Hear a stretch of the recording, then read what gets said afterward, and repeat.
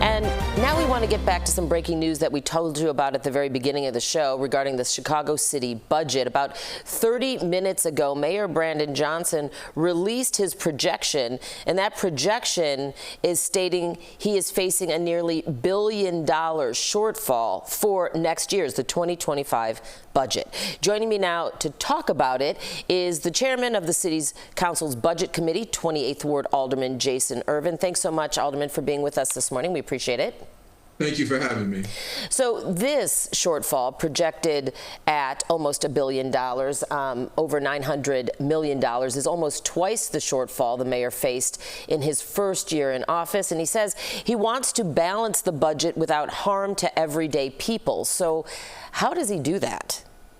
Well, first of all, we have to just take a look at what's driving the factors of creating this $900+ million deficit.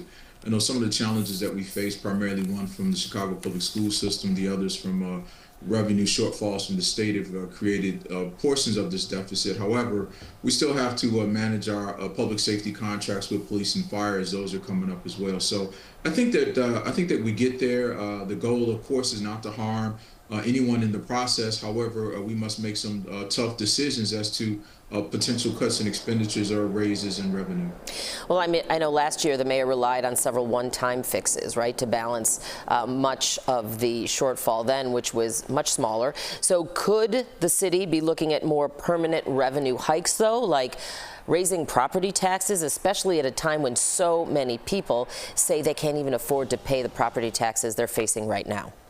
It's definitely a possibility. However, before we start talking about raising revenue, we also have to look at the expense side of the ledger to make sure we're doing everything possible to reduce expenses and still meet the obligations and hopes and aspirations of everyday Chicagoans.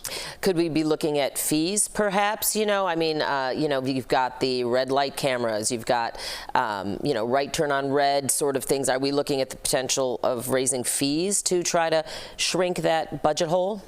I think that we have to look at everything, but at the same time, we have to be reasonable so that we're not impacting those that are generally been most harmed by taxes and fees throughout the history of our city. But again, I think we start on the expense side, paring that down before looking at revenue. I know people have talked about ways to bring revenue to the table. There have been ideas that have been floated by members of council. We're going to evaluate all of those things to make sure that we're doing the best that we can to reduce the overall cost and burden on everyday Chicagoans. All right, as budget chair, though, of the council, what do you think needs to be done to balance the budget? Do you have one concrete idea that you will put forth to the mayor?